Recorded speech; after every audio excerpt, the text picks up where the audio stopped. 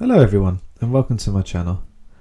I'm a completely new YouTuber. I'm just a normal lad doing a full-time job who has an interest in history, a specific interest in war, which can be obviously a grim topic, but whether it be Vietnam, World War II, Spanish Armada, Crusades, war and the history of war has always fascinated me, and especially with the recent ongoings in Eastern Europe, Russia-Ukraine war. I thought I'd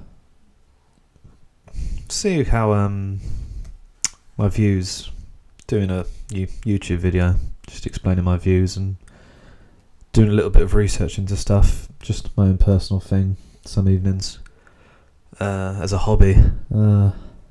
Very exciting stuff, as you can imagine. But no, history has always fascinated me, and like I say, with all the conflicts going on in the world now and in the past, you can look at Israel, Palestine, Albania, Serbia, Iraq, Iran, Ireland, Northern Ireland, British and Irish situation.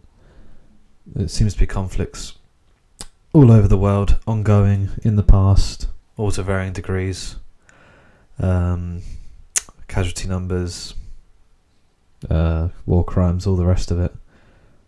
And yeah, I just wanted to create a channel, do a bit of research, provide my view, and hopefully bring some interesting content, maybe some new facts that people aren't aware of, to an audience and see if they like what I'm doing. If they do, great. If they don't, so be it.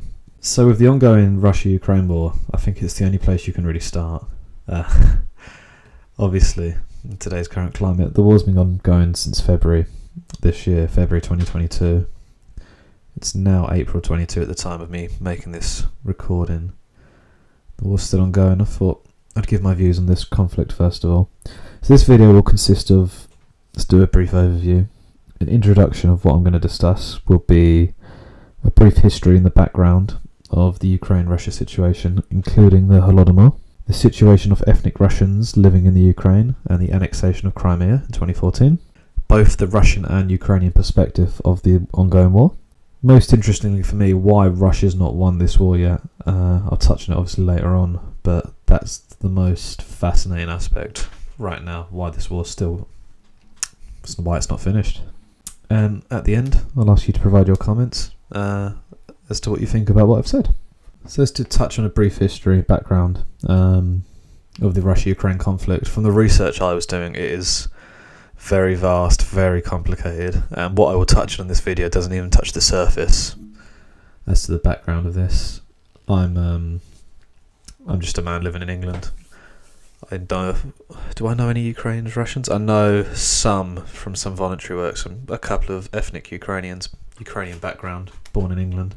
Don't think I know any Russians at all. I'm not even sure I've ever met a Russian in my personal life. But anyway.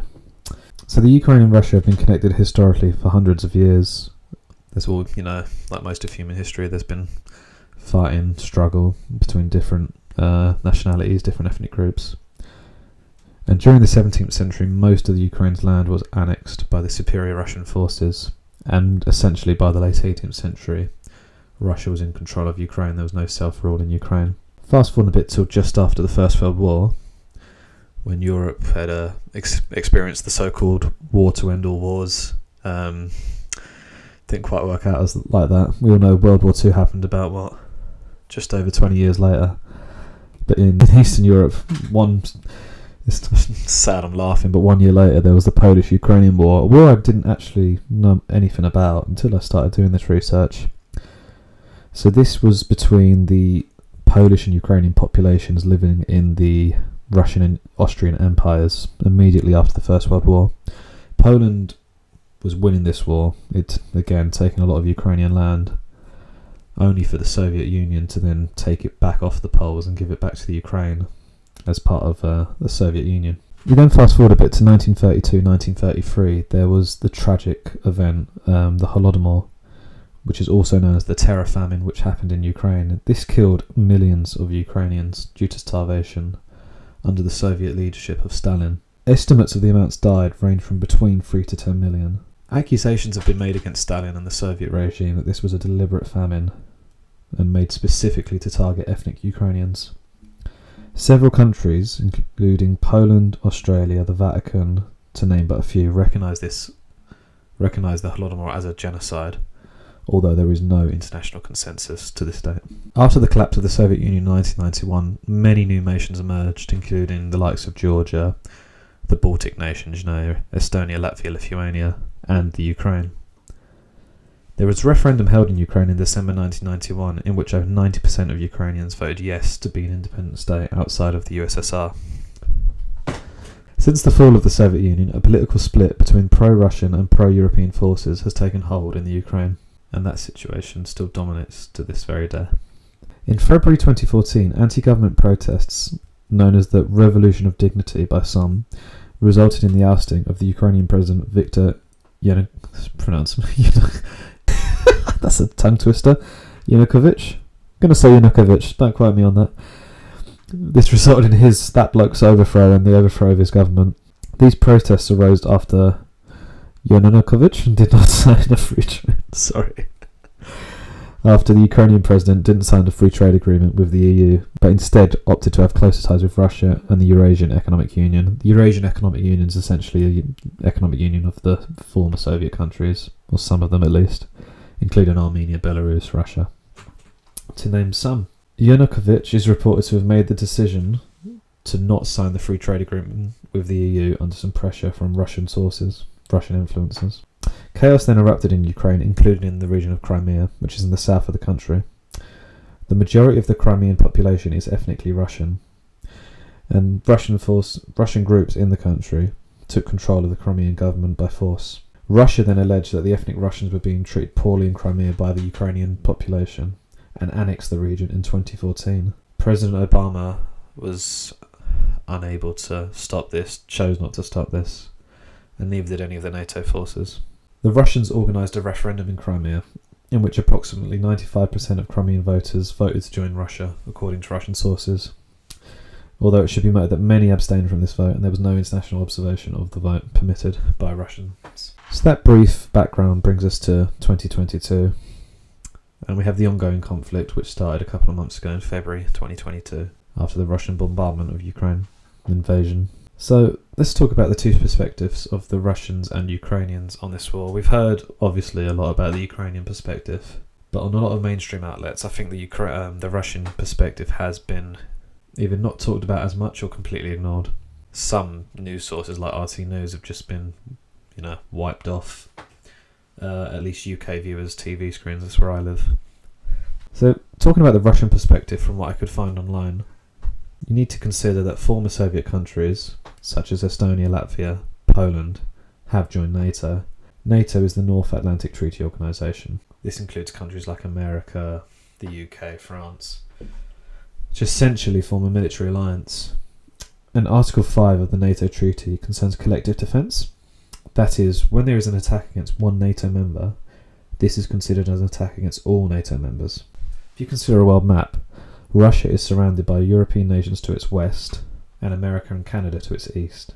Russia did not want another NATO member, i.e. Ukraine, on its country's border, which it deemed to be unacceptable. There's been talk of years of Ukraine joining NATO, and by invading now, the Russians knew that other NATO members would not be obliged to assist the Ukrainians militarily.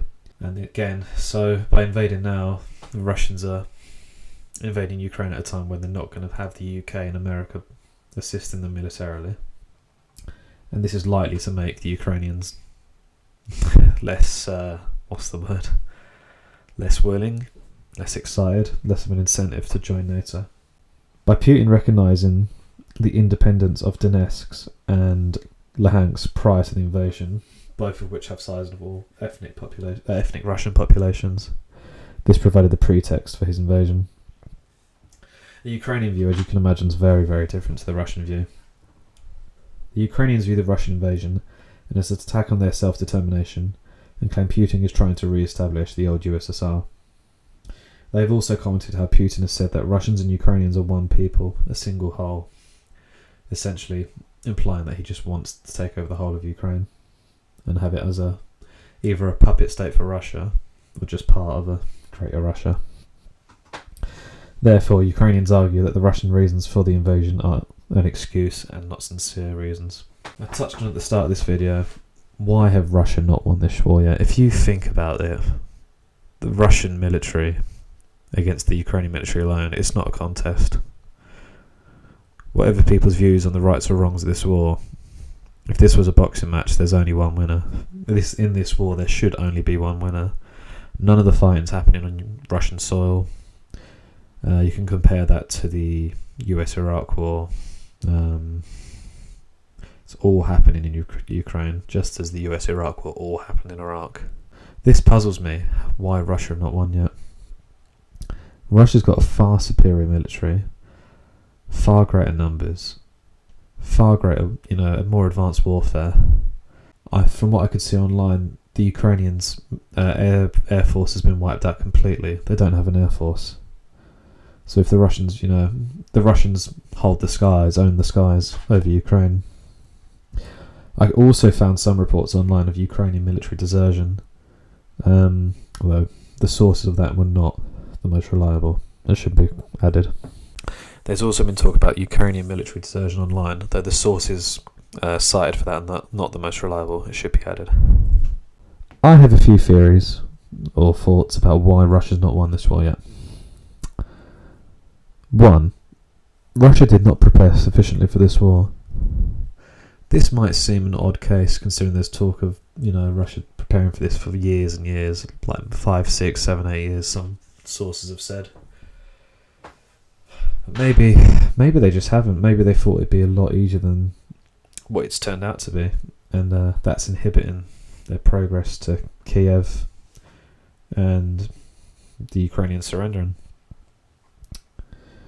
Another theory is that the Russian population, the Russian military, do not have great enthusiasm for this war. It's possibly not a war they believe in. Russia's, from their perspective, may not be under any threat from a foreign power. Like we've touched on in this video, the Ukrainians and Russians, similar ethnic groups. There are a lot of Russians living in Ukraine, and there might not be great enthusiasm for this war in Russia, but also appear to have offered greater resistance than perhaps the Russians anticipated. Maybe they thought they'd just walk over, roll over, thought there's no chance we're going to win, just give up straight away, basically conquer the country within 48, 72 hours, but that's not happened. There is a final theory that Russia has pursued a military approach which is more softly. So that might not sound, to some that might sound very unusual. Russians have been bombing Ukraine. There's been large numbers killed already in this war on both sides. So what I've seen online, what people are saying is, if you compare again to the American invasion of Iraq, America bombs the country to the ground. Parts of Iraq were just, completely destroyed after that war. Whereas perhaps Putin and Russia not trying to destroy Ukraine, essentially. They're trying to win the war without destroying the country and its infrastructure, and isolating and demoralising and making the Ukrainians think awfully of the Russians. That's one view, which is why this war's 2 months old. There's varying views on this war, what's going on. Someone else pointed out to me, maybe the Russians are doing the softly approach, or not softly, the slow approach, to make the Ukrainians let their guard down, essentially, and the Russians then go for it in a specific event, a specific day. Who knows? Who knows how this ends? I think one thing is for sure, Russia will win. It's a question probably, from what I can see, of when rather than if. How many die? Hopefully few as possible. Well, most of these conflicts, if not all of them, are all nonsense anyway. It's always the people that suffer. The governments have feuds, the politicians have feuds, but the people suffer. Those are some theories. I hope you enjoyed this video. I hope it gave you a brief overview of what's going on in Eastern Europe at the moment. But yeah, tell me what you think in the comments. If you like this video, give it a like. I'd be very grateful. If I got 10 views for this first video, I'd be delighted. Any likes and any comments would be a bonus. But yeah, thanks for listening, everyone. Cheers. Bye.